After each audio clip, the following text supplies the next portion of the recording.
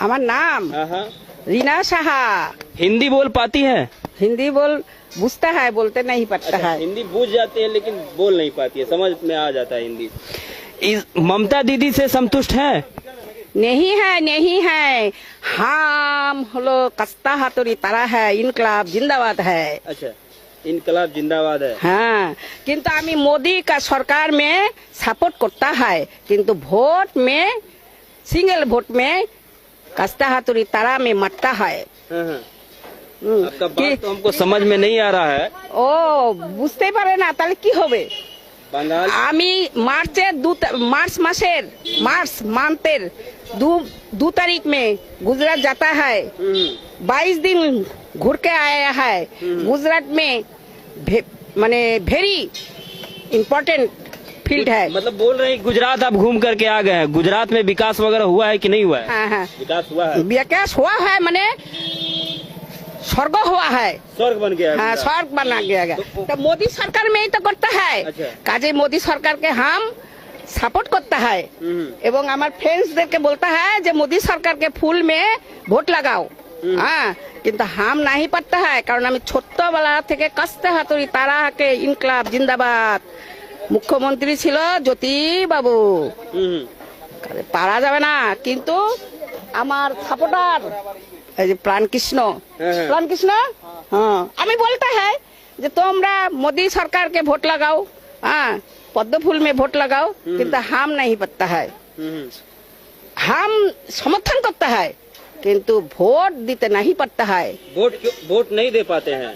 क्यों नहीं वोट दे पाते हैं? हमार गोविंद एक है। अच्छा। हाँ, हिंदू धर्म।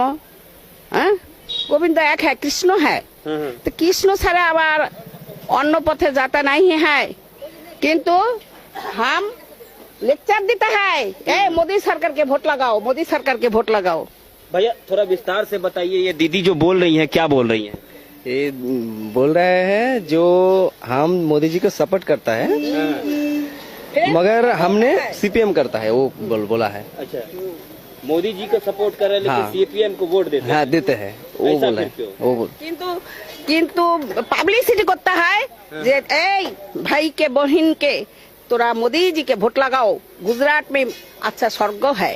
तो वैसा स्वर्ग बंगाल में भी तो बनना चाहिए ना? नहीं हाँ, बंगाल में चाहिए, किंतु 100 वर्ष लग गए। 100 वर्ष लग जाएगा। बंगाल के गुजरात बनाता है, नहीं पड़ता है। अच्छा, कारण बंगाल में खाली खाता है सरकार के टाका आता है और संतरास करता है, और पार्टी में जो लीडर है खाता है, भूख लगाता है और खाता है।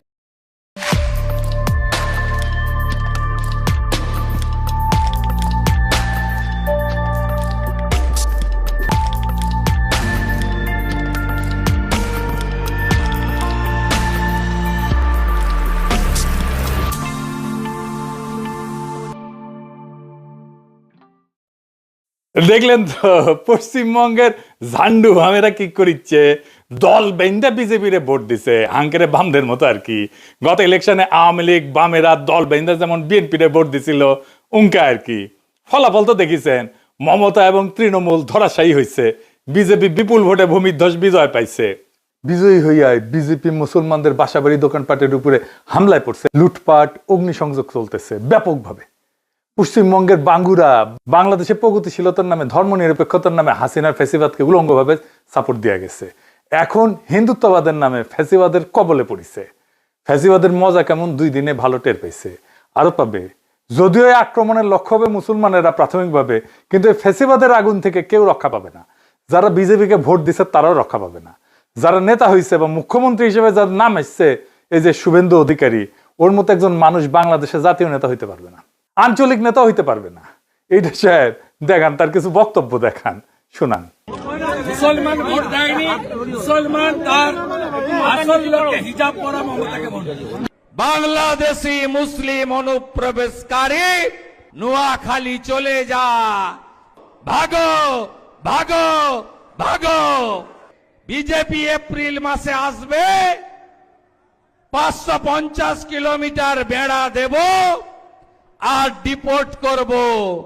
সাতক্ষীরা চলে যা, নোয়াখালী চলে যা, খুলনা চলে যা, যেদিক দিয়ে এসেছিস ওই রাস্তা দিয়ে পালিয়ে যা।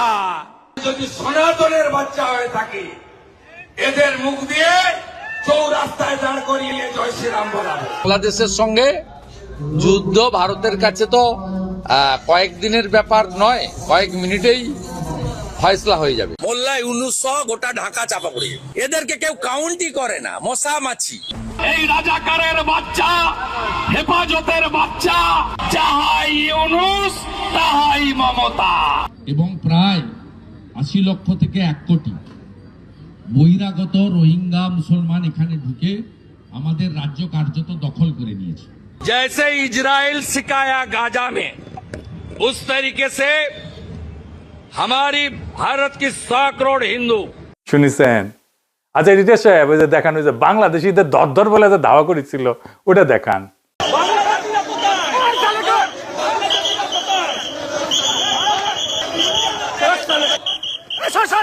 सब बांग्लादेशी मुसलमान, सब बांग्लादेशी मुसलमान, हिंदू,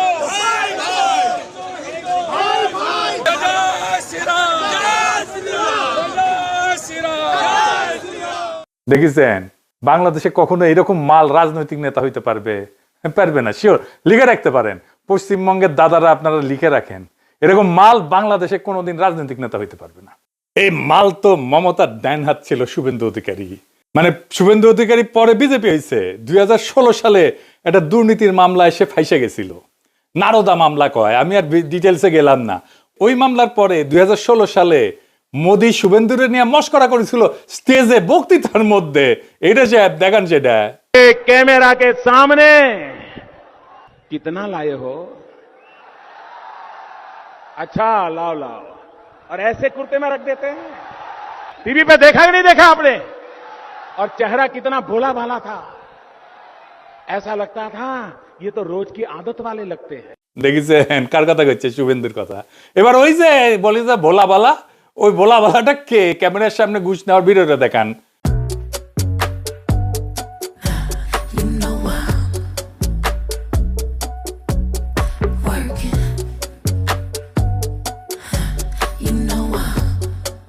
দেখেছেন একের আঙ্কের শিলং সালাউদ্দিন বরাবর না, যারে বিদেশি নাগরিক বলে সরকার থেকে বের করে দিতে কইছিল, তারই ক্যাবিনেটে পাশে বসায়।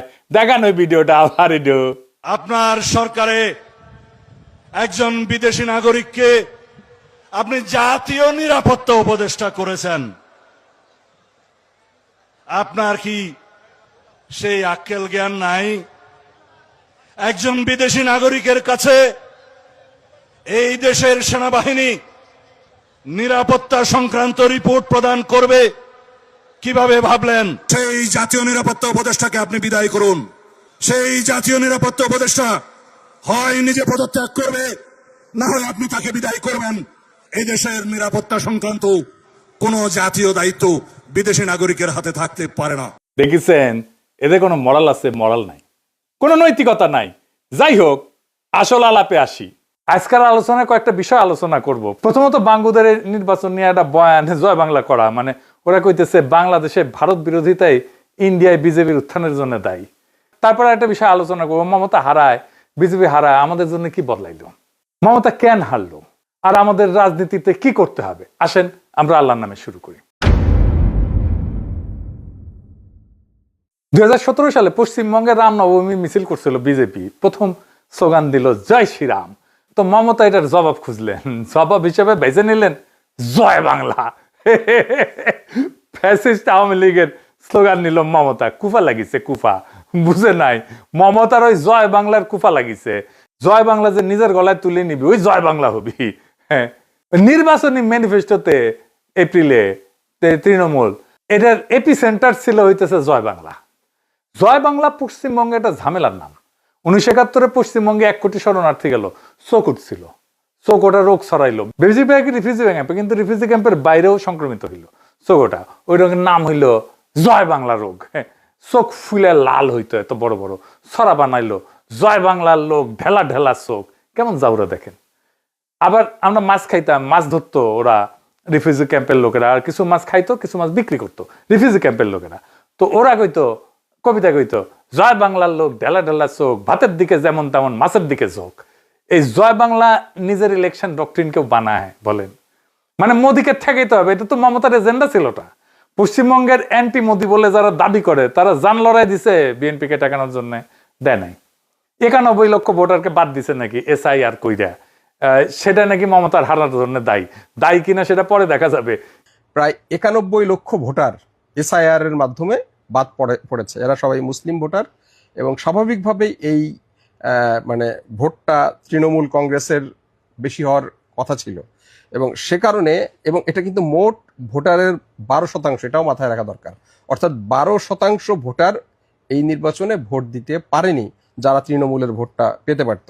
কিন্তু এটা বড় সংখ্যা, কিন্তু মোট ভোটার হচ্ছে 7,66,00,000, তার মধ্যে 12% ভোটার বাদ। আপনি চিন্তা করেন, বাংলাদেশে 12% ভোটার বাদ দিচ্ছেন, আগুন লেগে যাবে। ইলেকশন হইতে দিত, নির্বাচন কমিশন তুলে নিয়ে বুড়ি গঙ্গায় ফেলায় দিত, ইলেকশনই হইতো না। বাংলাদেশ হইলে কোনো প্রতিবাদ নাই পশ্চিমবঙ্গে, পশ্চিমবঙ্গকে ওন করেনি তোরা কেউ, সেজন্য ডিফেন্ড করতে পারে না। আমরা ওন করি বাংলাদেশকে, যাই হোক ভালো খারাপ মন্দ যাই হোক আমরা ওন করি, প্রত্যেকে জান লড়াই ডিফেন্ড করি দেশকে। আমরা ডিফেন্ড করি আমার পলিটিক্যাল রাইট রে, জানের মায় করি না, আর গুলি বন্দুক লাঠিরে ভয় করি না। এই যে পশ্চিমবঙ্গের হিন্দুত্ববাদী ফ্যাসিস্টে হাতে পড়লো, অনেকদিন থাপ খেতে হবে। আমি এতে মোটে ব্যথিত না। পশ্চিমবঙ্গ যে আমাদের মানুষ মনে করে না, কোনোদিন আমাদের সাথে পলিটিক্যালি এনগেজ হয়নি, সে CPM হোক, কংগ্রেস হোক, বিজেপি হোক, কেউ বাংলাদেশকে বন্ধু বলে মনে করে না। আমাদের টুরিস্ট না গেলে কলকাতায় অনেকে পেটের ভাত জুটবে না, অথচ কি বিভৎস বাংলাদেশ ঘৃণা, বাংলাদেশের সাধারণ মানুষকে ঘৃণা, ইসলাম ধর্মকে ঘৃণা। আমরা অশোকনগরে পাড়ায় পাড়ায় মোড়ে মোড়ে সব মন্দির করা শুরু করে দিয়েছি। তোমরা যারা বিজেপির সেনা আছো সবাই শুরু করে দাও মন্দির করা, কোনো মসজিদ থাকবে না, সব মন্দির। হিন্দু শক্তি জয় হয়েছে, সব মন্দির। সবাই বলো জয় শ্রীরাম, জয় শ্রীরাম। বাংলাদেশ তাদের কাছে সবসময় হারানো জমিদারি, বাংলাদেশের সংখ্যাগরিষ্ঠ মানুষের ধর্ম তাদের কাছে ঘৃণার। তো এই পশ্চিমবঙ্গ মরল নাকি ঠাপ খেললো তাতে আমাদের কি? ওরা নিজের শক্তিতে মোদিরে জীবনে হটাইতে পারবে না, কয়ে দিলাম লিখে রাখেন। ওই অ্যাডম তাদের নাই।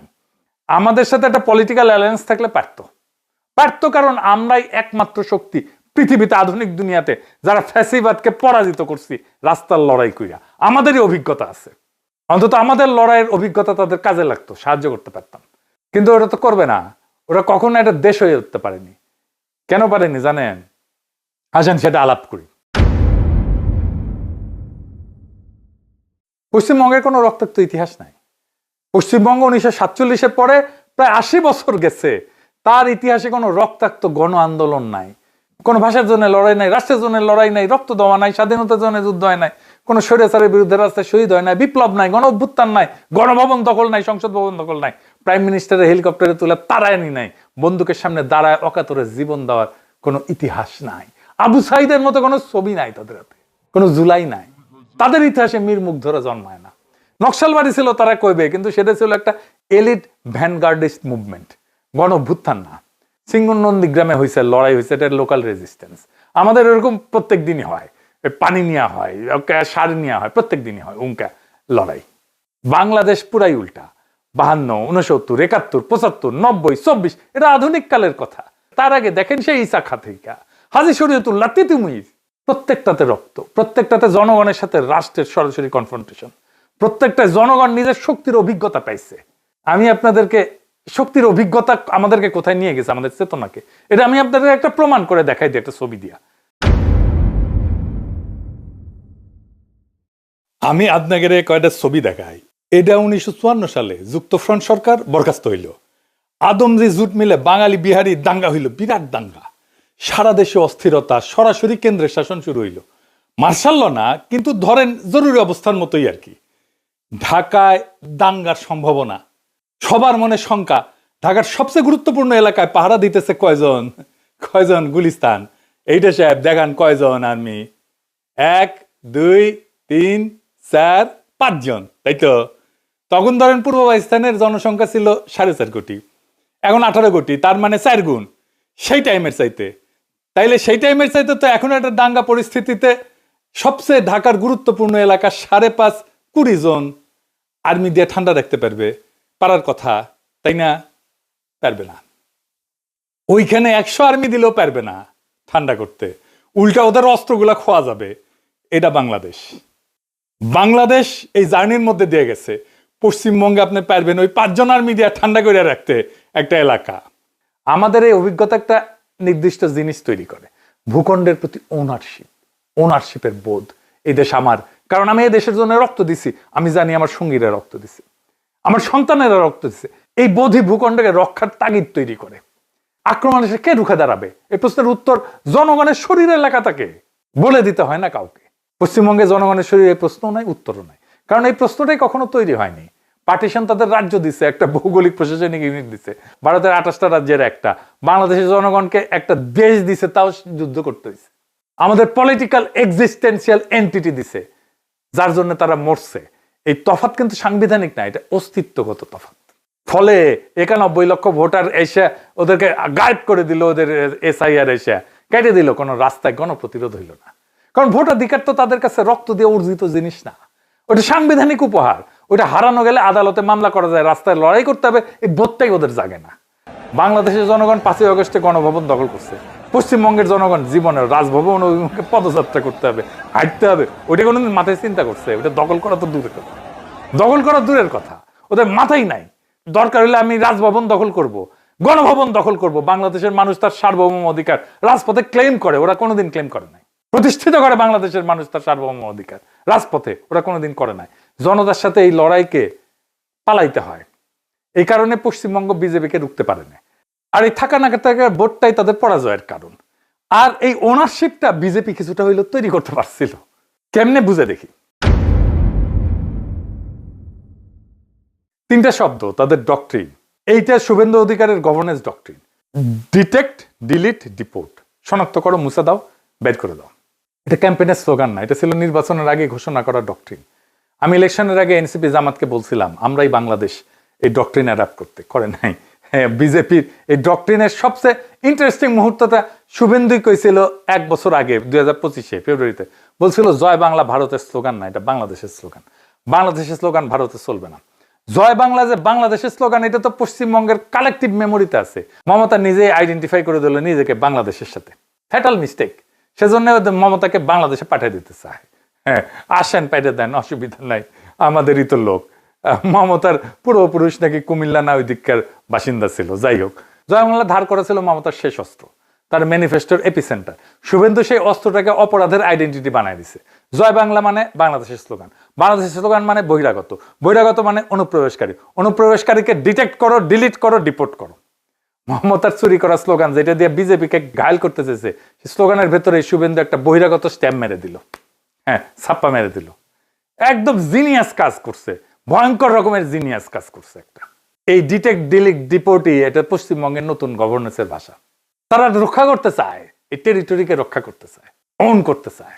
এটা ক্যাম্পেইন রেটরিক না, এটা একজন মানুষের ঘোষণা। রাষ্ট্রক্ষমতা পাইলে সে কিভাবে ব্যবহার করবে, এসে তার কথা যে মানুষ পশ্চিমবঙ্গের মুখ্যমন্ত্রী হইতে যাইতেছে বা হয়ে গেছে। এখন একটা প্রশ্ন, মমতা কেন একটা চুরি করা স্লোগানের উপর শেষ পর্যন্ত নির্ভর করতে বাধ্য হইলেন? কারণ তার নিজস্ব স্লোগান, নিজস্ব ভাষা ছিল না, উত্তর ছিল না। কারণ পশ্চিমবঙ্গের কোনো রাজনৈতিক দলেরই নিজস্ব মতাদর্শ নাই। শুনতে খুব খারাপ লাগবে, কিন্তু এটাই সত্য। নিজস্ব ভাষা নাই, নিজস্ব রাজনৈতিক বয়ান নাই, অভিজ্ঞতা নাই, তাই ধার করতে হয়। আর ধার করার কাছের জায়গায় বাংলাদেশ। কিন্তু বাংলাদেশকে তারা দেখছে একটা বিশেষ চশমা দিয়া, আওয়ামী লীগের চশমা দিয়া। পশ্চিমবঙ্গের সব নন বিজেপি দল, এমনকি বিজেপিও, কংগ্রেস, সিপিএম, তৃণমূল, যাই হোক, আলাদা আলাদা ঘটনার রাজনীতি করে এরা, কিন্তু 3টা একই চশমা পরে বাংলাদেশকে দেখে। 3টাই আওয়ামী লীগের চশমা পরে বাংলাদেশকে দেখে। 3টাই আওয়ামী লীগকে দেখে তাদের বাংলাদেশের স্বাভাবিক প্রতিনিধি হিসেবে, বাংলাদেশের জনগণকে দেখে না। তাই অন্ধত্ব কেন? কারণ আওয়ামী লীগ ছিল 71 পরবর্তী বাংলাদেশের সেকুলার বাঙালি মুখ। পশ্চিমবঙ্গের সব সেকুলার রাজনীতি সেই মুখে নিজের প্রতিচ্ছবি খুঁজে পেত, পরে বিজেপিও খুঁজে পেত। সেই আওয়ামী লীগের মাধ্যমে তাদের হারানো জমিদারি ফিরে পাওয়ার স্বপ্ন দেখত।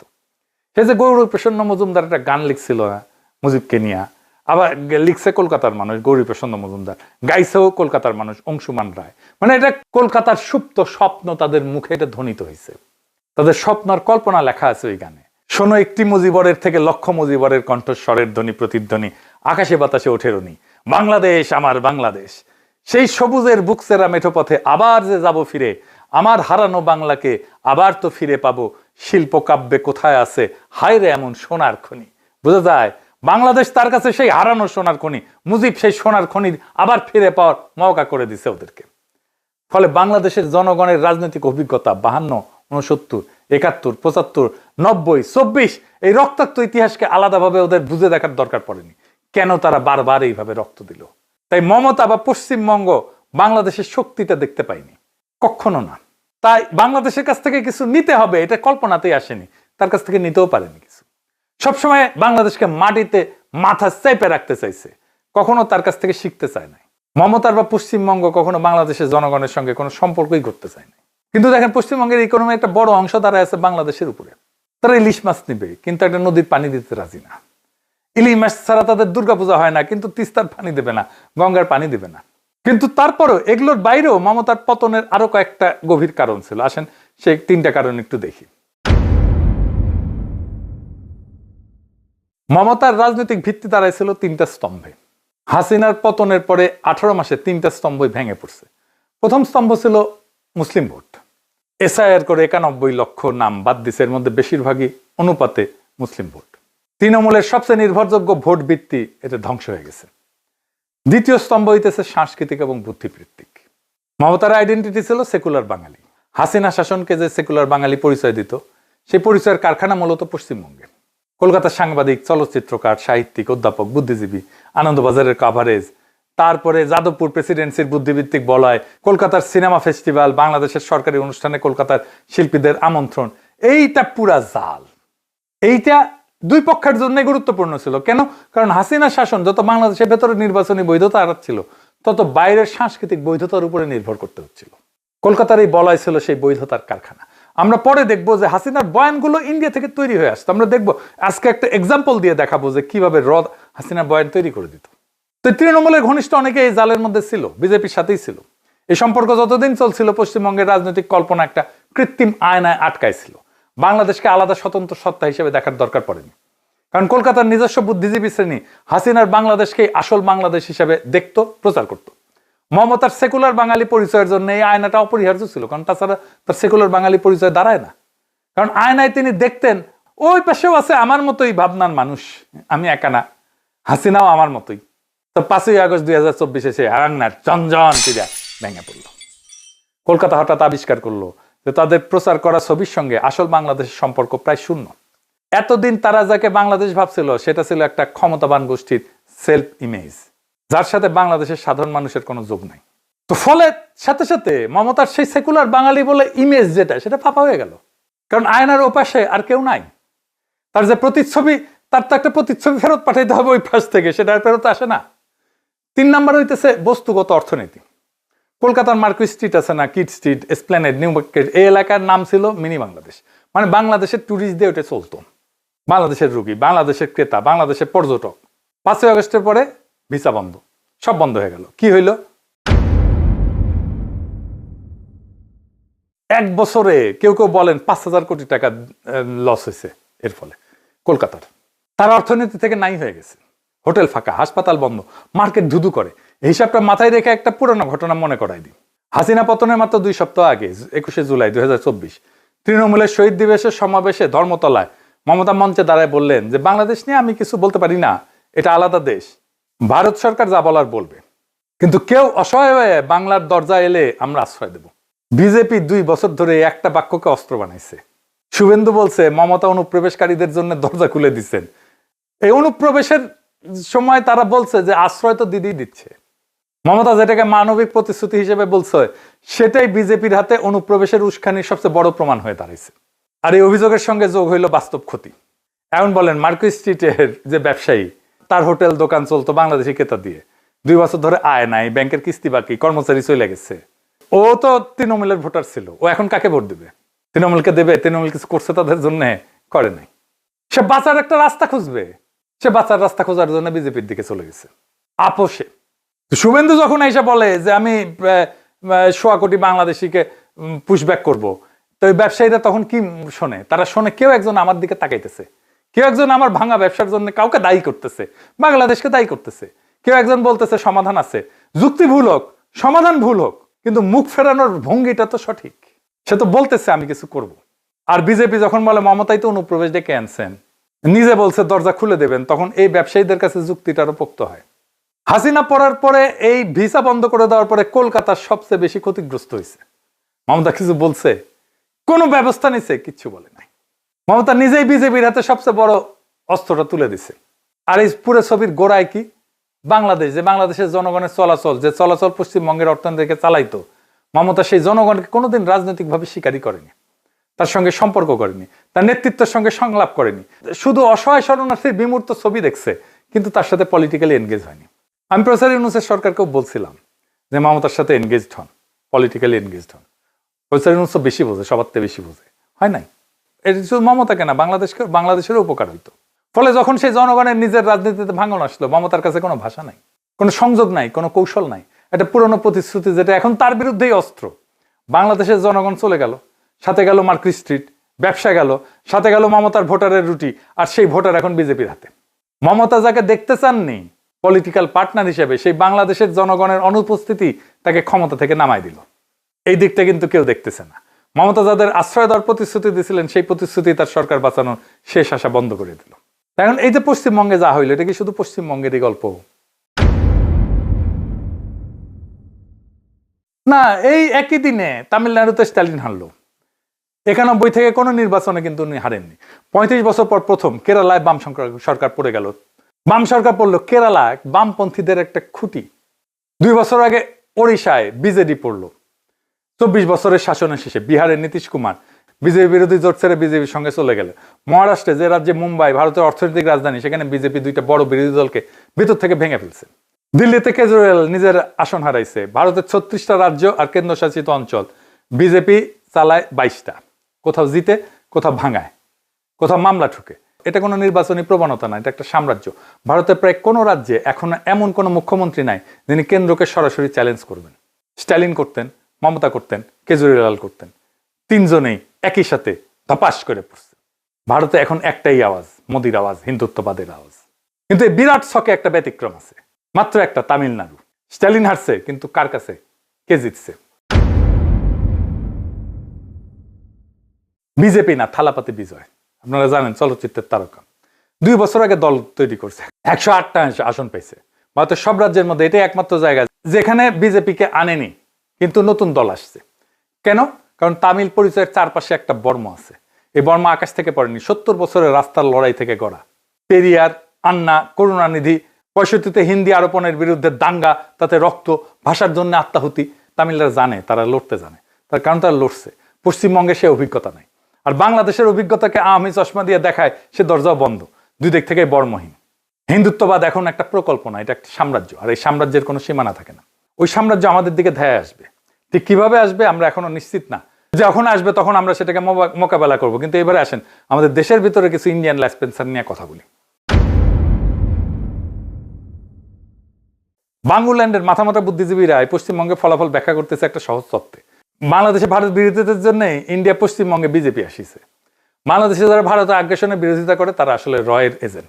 শফিল আলম প্রধান নাকি ইন্ডিয়ান এজেন্ট, এটা বিএনপির লোকেরাই বলে। এখন কয় এটা সবাই জানতো যে সে ইন্ডিয়ান এজেন্ট। তো আমি জিজ্ঞাইছিলাম, তাইলে একজন ইন্ডিয়ান এজেন্টের খালেদা জিয়া যাই না শুনে জোট সঙ্গী কেন বানাইছিল?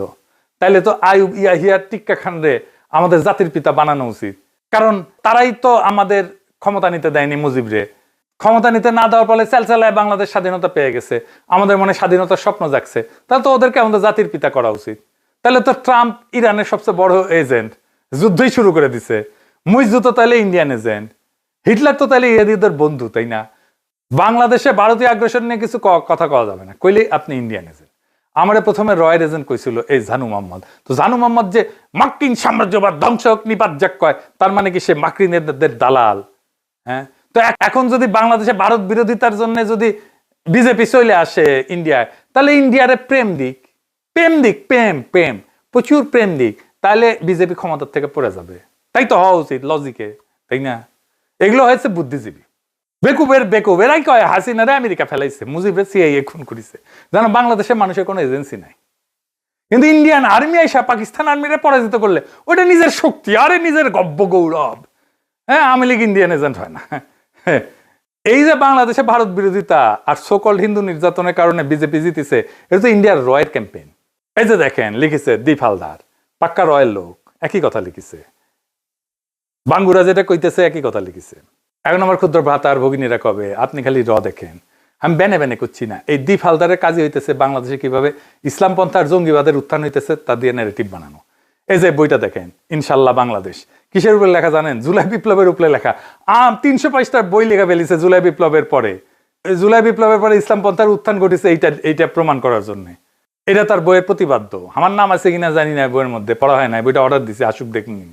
দেখেন আমরা বই লিখতে পারিনি, জুলাই বিপ্লবের উপর ওরা লিখে ফেলছে, উল্টা লিখছে। এই হইতেছে আমাদের ক্যাপাসিটি, আর হইতেছে ওদের ক্যাপাসিটি। জুলাই বিপ্লবের পরে বাংলাদেশে ইসলাম পন্থার উত্থান ঘটছে, এটা ওর ন্যারেটিভ, এটাই নিয়ে আসছে বাঙ্গুরা। দেখেন ওই বইয়ের রিভিউ দেখেন বিবেকানন্দ ফাউন্ডেশনের সাইডে। বিবেকানন্দ ফাউন্ডেশনের প্রতিষ্ঠাতাকে জানেন? অজিত দোভাল, বুঝেছেন? অজিত দোভাল হচ্ছে রয়ের চিফ। এবার মিলিল খাপে খাপ মমতাজের বাপ। এবার এই ব্রাত্য রাইসুরে বলেন যে রয়ের ন্যারেটিভ তোমার মুখে কেন? টাকা টুকা কিছু দিছে নাকি মাগনা বেকার খাটিচ্ছ? এবার আসেন দেখি বাংলাদেশে কি হইতে পারে। প্রথম কথা, পশ্চিমবঙ্গ আমাদের মিত্র না, শত্রু না, ওরা ইররিলেভেন্ট, অপ্রাসঙ্গিক। যা চলতেছে চলুক। ভারতের সেকুলার প্রকল্প শেষ, কংগ্রেস শেষ, বাম শেষ, দ্রাবিড় শেষ, আঞ্চলিক দল শেষ। আরএসএস বিজেপির বিরুদ্ধে ভারতের ভেতরে কোনো কার্যকর প্রতিরোধ নাই। মানে সাউথ এশিয়াতে হিন্দুত্ববাদী ফ্যাসিজমের বিরুদ্ধে একমাত্র প্রতিরোধের শক্তি এখন বাংলাদেশ। আমরা, হ্যাঁ আমরা, আমাদেরকে নিজের ডক্ট্রিন নিজেকে বানাইতে হবে। শুভেন্দুর যেমন একটা ডক্ট্রিন আছে আমাদের বিরুদ্ধে বানানো, ডিটেক্ট, ডিলিট, ডিপোর্ট, আমাদেরও একটা ডক্ট্রিন লাগবে। আওয়ামী লীগের অপারেটিভ, রয়ের এজেন্ট, কলকাতার বুদ্ধিভিত্তিক দালাল, সেকুলার বাঙালির নামে বাংলাদেশের সার্বভৌমত্ব ক্ষয় করা সমস্ত শক্তির বিরুদ্ধে আমাদের বাংলাদেশ ভূখণ্ড থেকে, বাংলাদেশের রাজনীতি থেকে একটা নতুন ন্যারেটিভ, নতুন ডক্ট্রিন লাগবে। বাংলাদেশের কল্পনা থেকে নতুন ডক্ট্রিন লাগবে। আমাদের নিজের অর্থনীতি নিজেদের চালাইতে হবে। কলকাতার চিকিৎসা না, ব্যাংকক, সিঙ্গাপুর, কুয়ালালামপুর। কলকাতার শপিং না, দুবাই, ইস্তাম্বুল, কুনমিংয়ে যাবো দরকার হইলে। কলকাতার বিনোদন না, নিজের ইন্ডাস্ট্রি বানাবো। মার্কেট স্ট্রিট ভাঙছে, সেটা আমাদের সমস্যা না, ওটা মমতার সমস্যা ছিল, এখন শুভেন্দুর সমস্যা।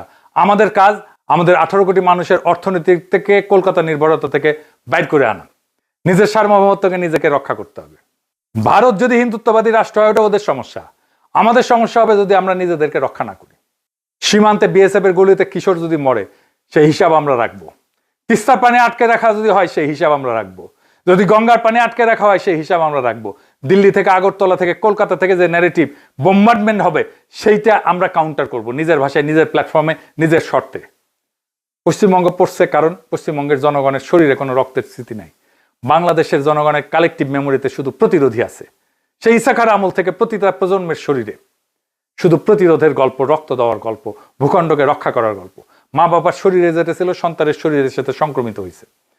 আবু সাইদ যখন বুক পেতে দাঁড়াইছিল, ওর পেছনে দাঁড়াইছিল ইসাখা, তিতুমির, হাজী শরীয়তুল্লাহ, 52 সালাম, 69 আসাদ, 71 বীরশ্রেষ্ঠরা, আর 90 নূর হোসেন। প্রজন্ম থেকে প্রজন্মের রক্তের স্মৃতি বহমান আমাদের শরীরে। এটাই আমাদের একমাত্র বর্ম, এটাই আমাদের একমাত্র সম্পদ, এটাই আমাদের একমাত্র রাজনীতি। মমতা গেছে, স্ট্যালিন গেছে, বাম গেছে, নবীন গেছে, উদ্ধব গেছে, জগন গেছে, নীতিশ আত্মসমর্পণ করছে। পুরো সাউথ এশিয়াতে একটা জায়গাতে হিন্দুত্ব ফ্যাসিজমের সামনে একটা প্রাচীর দাঁড়ায় আছে।